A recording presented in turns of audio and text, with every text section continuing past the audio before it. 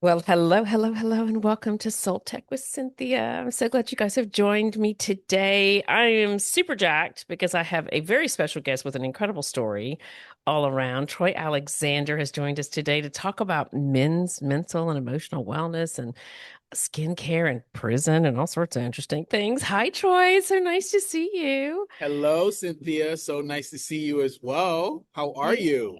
I'm fantastic. I'm so excited that it's warming up outside, you know. It's a beautiful, glorious day in Miami. It is Oh, definitely yeah. warm and beautiful. For our listeners, both of us, me and Troy, are both based down in Florida. So if you're envious, you can come hang out, right? So I got to start things off strong because I did a post recently about this topic of Netflix's Inside the Manosphere documentary, which I'm sure you've heard about. And uh I'm glad that they did the documentary. I am a little frustrated as a woman because I've been talking about red pill content being toxic for younger generations for a really long time. And of course, it takes a man doing a documentary for men to, and I get it. Men are submissive to other men. It's the truth. And his documentary has caused a lot of conversation around toxic content, but I think it's really thrown a spotlight on men's mental and emotional well-being and kind of where we're at and where we need to be. What are your, as somebody who really leads this conversation for men, what are your thoughts on that? And then I want to get into how you got to that place in the first place. So what are your thoughts on the documentary and what it's highlighting? Well, I think, look, every man that's out here trying to help other men, I think that's a huge start. The documentary, did I agree with everything in it? No, I didn't, but I welcomed it because it's a conversation start that needs to start happening. I think from my experiences, we learn more about me. I think men are struggling altogether. I don't care if you're white, black, Asian, whatever, you are struggling. And I think a lot of men lead with ego. And I think a lot of men don't truly understand who they are. And that doesn't matter about your social economic level. Men Mhm. do not understand who they are. And so to have this documentary start having a conversation, that's a huge start. I agree. I agree. While frustrating that it takes a man, that's kind of like sort of where we're at. And frankly, I think it actually highlights the fact that it took a man. It actually highlights one of the problems that men have to begin with, which is the inability to hear women and the issues that affect women, which has kind of led us to this place in many ways where the birth rate and the marriage rate has dropped. Because I mean, you tell me if I'm wrong about this, but it's my belief that women have been trying to get men to evolve emotionally and mentally for a long time while they were themselves evolving. And at some point, they just got frustrated with the lack of evolution there. And I think that comes from fear of change and giving up that power seat, which isn't really giving it up. It's actually owning it in many ways. Being a real king can share the stage and is fearless about it, but also uh, being willing to change as a human being, which is one of the most the scariest things that we can do. Do you agree with that? I do. I think also when we can take it a step further, and what I believe, I think there are a lot of fatherless fathers out there in the world. A man truly, again, going back to the documentary and why men were able to understand or digest that because another man spoke to him. A man needs a man to communicate in ways that a woman can't communicate and help him achieve or go wherever he wants to go. And so I think, in my opinion, a lot of men today who may be in their 60s, who may be in their 80s, who may be in their 20s are truly struggling because they were fatherless. And even though their father may have been there to provide and do certain things, a man still needs that nurturing through the stages of his life to be able to become what he needs to become. And Yeah. women as a whole are the greatest creatures on this planet, and women nurture and bring us into this world. So you guys are the queens of this world, but you need both of us to be able to help a man function to be better. That's interesting. Yeah, I think the women, something that I think is interesting is that single mothers get a lot of flack and are blamed, especially about red pill content. Like I had an interview with a guy. We ended up screaming at each other because I was like, he was quoting quotes that aren't actually quotes. He was just pulling stuff out of his backside, and I was like, that isn't even actually true. That's not a fact. You just invented that because it justifies the crap you're trying to sell. But he was like, "Oh, it's the fault of all these single mothers. They're the ones that have raised all these wimpy boys who can't grow or evolve." And I was like, when are men going to take responsibility for the fact that men need to be present in their children's lives, and bringing home a Bingo, paycheck is not bingo. enough? Yeah, and to blame you blaming the people who actually got left holding the bag in many ways, and it's just interesting. We'll keep going on this topic, but I do want our listeners to hear your fascinating, you guys, you have to go visit his website, which is it's t363.com. T363skin.com. Okay. T363skin.com. I remember when I first went to it, I was like, oh, this is going to be interesting. So Troy has a very colorful background like me. Please, I won't give anything away. Please tell how you went from, prison to owning Yes. a skincare brand that helps men evolve. Yes. So I got in a fight when I was young, and the fight changed the whole trajectory of my life. Um, I was a young, dumb, immature kid, I would say, full of ego, yearning for my father's attention. And my father was a big official in the government, and he was never home. And when he was home, it wasn't always kind. My father's now passed on, but we made amends before he passed on. But I think me lashing out was my way of getting his attention. And it kind of backfired because I got in a fight, went to prison for 2 years, and he didn't speak to me for 2 years. And then when I came home, I was a different person, and he didn't understand who I was because they all remembered me as going in one way, and then I came out another way. Hmm. And I learned and saw firsthand the pain and the trauma of men. My cellmate told me something that was very profound. He said, "Young blood, if you study the men in here, they're meaning in here, meaning prison, they're the same men out there, just dressed up. So every day you're walking around murderers, rapers, killers, every day they're just dressed up and you don't know who they are."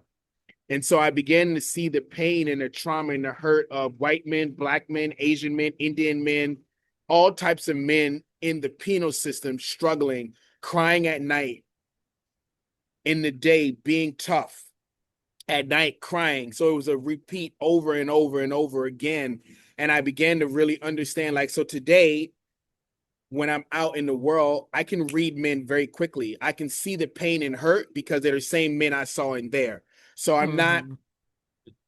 I'm not immune to the level of their success and all of these things. They're just a regular man. And I used to always say to some of my girlfriends, if you strip a man down, take away his fucking family, his house, his clothes, his cars, his degree, and put him in a dark room by himself, he's a scared little fucking girl. And that is what most men are. And so I began to see the pain and the trauma. And I got out of prison, went back to college because I was very privileged and fortunate. I came back home to a two-parent household. I was on indefinite probation. And so I worked my way out of that situation. Indefinite probation, meaning I couldn't leave the state, I couldn't do anything. And I worked my way out of that situation, and I kept dreaming. When I was in prison, I journaled every day. I still journal every day. I journaled my wildest dreams, my wildest ideas, and what I wanted to become. And I started to shape my world and shape my mind. And I prayed and I meditated. And I've always wanted to build my own company and build my own business. And the first thing that people see, the focal point, is your skin. And I wanted to help men look and feel better. I love that. I love that. I talk about turning things around. I think it's very hard for people who haven't spent time in jail or prison to really understand. I used to be it's kind of funny given that at 13 I was in Memphis juvenile correctional facility, which for the record is a prison. Yeah. Yeah, it's a prison. I love how we call it something that sounds really good, but it has guards. You get strip searched no matter how old you are. And I mean strip searched. And they throw you in a real cell that slams automatically from a booth way down the way. Yeah, And I know. I mean, it amazes me that people are like, but it's just juvenile detention. It's like, it's a fucking prison for Yeah. children in the vast majority. Now, I was in there with people who'd murdered their parents and done all sorts of things, but I spending time around kids in that situation, I did begin to understand, and then I hardened myself. So I began to understand that it's trauma, and most people who are in prison or jail are just it's trauma that leads to most people ending up behind bars. But later on, I got really hard about it because I was trying to blend in with the world, and I was very hard on my sister, who was a prostitute and drug addict. And then, of course, eventually I found out that she was a victim of human trafficking. And Mm, that finding that out, especially finding it out later in life in my 40s after giving her a really hard time mm. with my judgments. And I mean, don't get me wrong, I wasn't ugly to her, but in my mind, I was like, oh, whatever, you're just going to go off on one of your toots. Like I had no tolerance.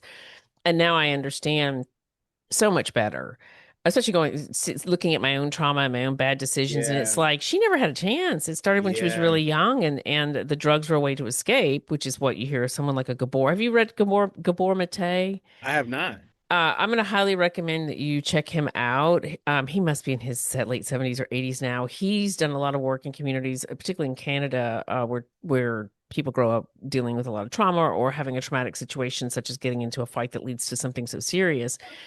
And he talks a lot about most drug addiction has nothing to do with the drugs. The drugs are a way to deal with the Pain. inside. Yeah. Yeah, and it's really interesting.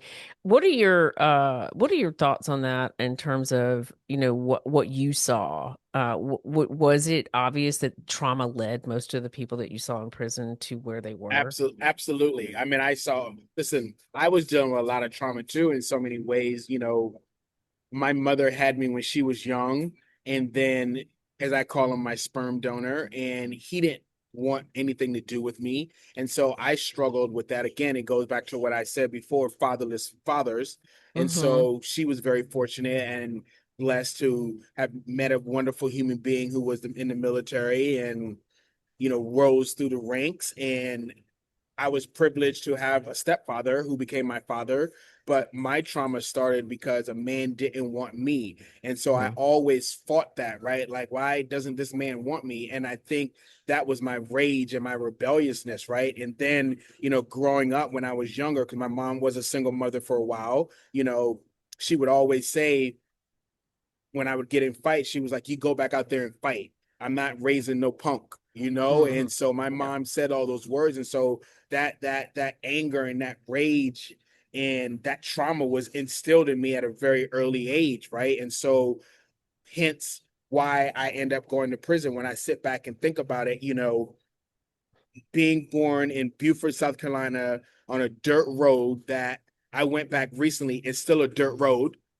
and Wow. it's still a dirt. That's so Carolina. Exactly. It's still a dirt road. And, being born in a trailer and all of that, and your environment really helps you. Well, I shouldn't even say help, but your environment makes you go through these things that will happen in your life if you don't have the resources around you. And Yeah. so, in a sense, I was destined to go that way, even though I had a bridge that blocked me, but the rage had already started. That's so interesting. Trailer parks, if you guys have never lived in one or next to one, are some of the most adventurous. I'm using that word. Some of the strangest experiences that I have ever had in my entire life involved trailer parks. And I'm from Tennessee, which I'm originally from Tennessee, so we grew up in the same part of the country. Yeah. Yeah, if you didn't have resources and you came from a poor family, a lot of people find this hard to believe now, although it still goes on. It's still rampant across the United States, but you really do get a lot more attacks and a lot more judgment and a lot more punishment than someone who has resources or parents that are, of a certain level. Yeah. Like a certain type of kid may have not have even gone to prison. Um, to go back to the Louis Theroux documentary, that topic just in general of men's mental and emotional wellness. I've been bitching about this for a while now, because I was growing. I have a 19-year-old son, and I was growing Oh, wow. increasingly concerned that he was, going to be spending time around men who talk about women as though they're property. That's what all these red pill people do. At the end of the day, the funny part about all of this is that those men are. I think men, as a rule, don't realize it, but they kowtow and kneel to other men. They care more about what other men think than they do about anything else. And so when you see these red pill guys talking about what a stud they are, what a type A personality they are, and I'm like, yeah, but everything that comes out of your mouth is because you want some other guy to be impressed with you. Yeah. Yeah. Uh, what do you where do you see us, like, do you see a huge movement within men? Like, I can't see it because I don't, I don't talk to that many straight men, or just that many men in general, because you could be a father no matter what your persuasion is. Do you see a change? Do you see a shift? Or is there, I mean, you lead this conversation. Are you I seeing more people do it? I don't see a change or a shift at all. Wow. I think, and I'm being very honest, I think men are still egotistical. Men don't know how to communicate with each other. We have a mutual friend. He and I, as many years as we've known each other, we're now bridging that gap to be able to have a little bit more deeper conversations. I have a lot of friends of mine who are older than I, and we're just starting to bridge and break those barriers to have deeper conversations. Um, I think a lot of men try to possess women, again, you know, that ownership. And I Hmm. think a lot of men are afraid to truly let their women fly. Because if their women flies, their women may eclipse their wings because it goes back to ego again. And so I think there's a disconnect with men and women, and there are a lot of men that want to peacock for other men because again it goes back to what I said before, fatherless fathers. So some of these men that are peacocking for other men are looking up to these men as father figures, rather older, younger, and they're trying to heal whatever wound they may have in themselves. And Yeah. so I look at myself, I am prison helped me do the work. I listen to Jim Rome, Bob Proctor, Earl Nightingale. I'm a ferocious reader, and I've learned how to change my life within the confines of my brain. And with all due respect, I don't believe in mental health because I've went through prison. It's a matter of you got to know how to sit with yourself to accomplish anything that you want. And so to land this plane, no one is talking to me about the topics that you're talking to. I have to figure it out myself. Hmm. And that's the problem today. Yeah, no, I agree with that. I actually think the mental health, which I believe mental health is a symptom of spiritual unhealthiness. And so the tools that keep getting offered to deal with mental health are just addressing the symptoms. It's the pills. Yeah, I'm exactly. very anti-Western medicine. Me too. I'm very anti that too. Yeah, I believe most people are taking prescriptions that they shouldn't be. Agreed. And it's just causing a lot. And I believe I mean, when you look at it, it's actually kind of interesting. I saw somebody talking about this the other day. When you look at the charts of the increase in prescription medication, particularly here in America, where we shock the rest of the world with the number of medications that most Americans are on, um, prescription, particularly SSRIs. When you follow the chart from when those started to be prescribed, along with the rise in the mental health issues that people have, they've done nothing to help. As a matter of fact, I'm pretty sure it's kind of like obesity and our toxic food that's sold in grocery stores. It's kind of interesting. It's like they're Yeah. making more problems so they make more money. I believe it's a Bingo. spiritual health issue, and I that agree. when you learn what consciousness is and how to command your own consciousness and understand that perception is everything, and you get to Yeah. die, you get to choose that, Yeah. and I struggle with that on occasion too. There's moments when I'll get triggered and I'm like off on a tang. I start bitching and moaning and forget to be grateful. But the vast majority of my lived experience is beautiful because of that those tools. I would really love to see men embrace higher consciousness and the tools that allow them to choose the frequency and vibration of their lived experience. I A think lot of they, ego, a lot of ego with us. That's the problem, Cynthia. In yeah, my opinion, it's ego. Who has the best car? Who has the hottest girl? Who has? It's all ego. And what's happening is spilling down to the younger generation. And this device with Instagram and TikTok and all of these things, it is moving so fast that men feel that they're getting left behind, yeah, and they feel that they have to do whatever it takes to achieve the greatest success that all these other men have done. And that's our problem. And then what a lot of people don't realize that truthfully, yes, men peacock for other men, but we really peacock for you guys. We want to impress you yeah, guys with everything that we do to get what you guys have. yeah. And I think it's interesting because I think what used to impress women and get their attention no longer does because there's two women have started to communicate with each other and they're like, Yeah. those are red flags, actually. Yeah. I look back on my long-term relationship, which was 14 years, and I see now that I was being love bombed for 5 years and I couldn't even see it. I thought, oh gosh, Wow. I must have really lucked out. And of course, I think a lot of women now see like that we have conversations now, like 10 years ago, we weren't talking about these things. Um, so I must bridge us to skincare. I'm a big fan of skincare, although I believe in keeping it simple. What made you create a skincare line?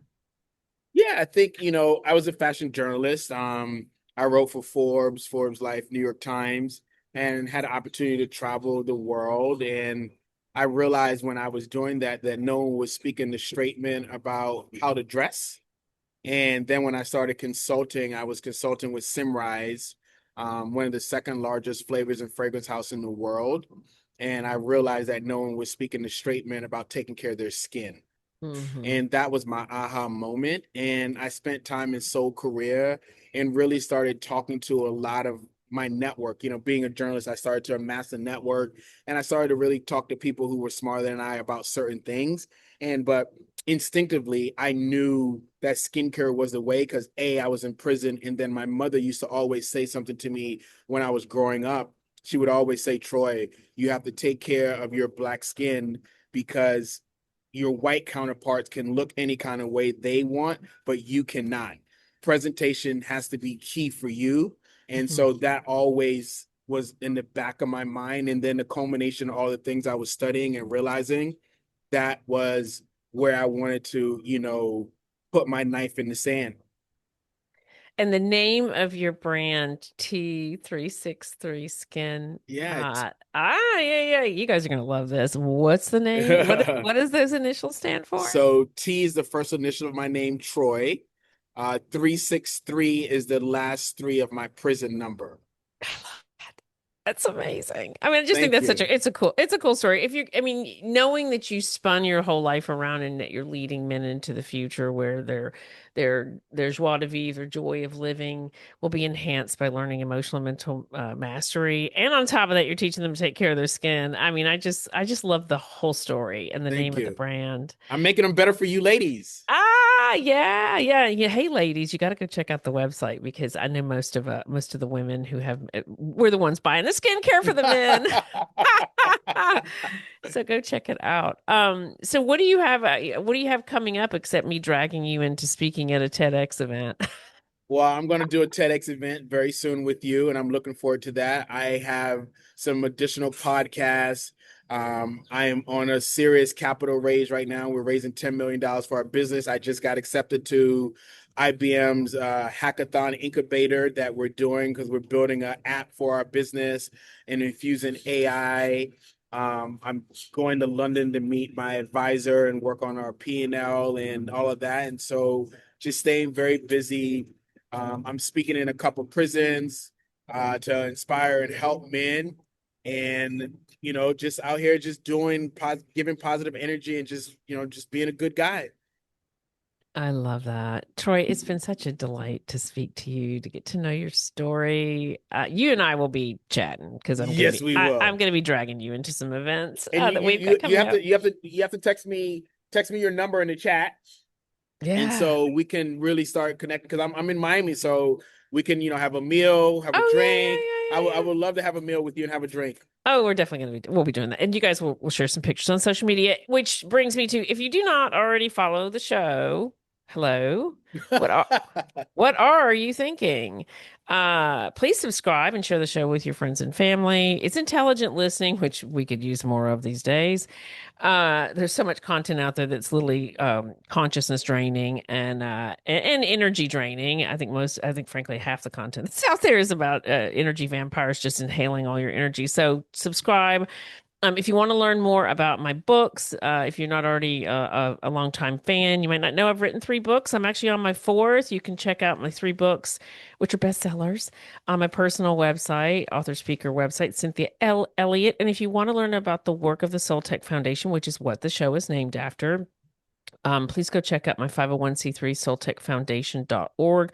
We've got an incredible event coming up in October called the Her Health Summit, where a bunch of badass women are coming together to lead the conversation around women's health into the future. And you can learn all about all of that at soultechfoundation.org. So thank you so much for listening today. Troy, thank you again for being such a doll and sharing your very powerful story. We'll see you guys soon enough. And have a wonderful week. Thank Bye. you. Bye.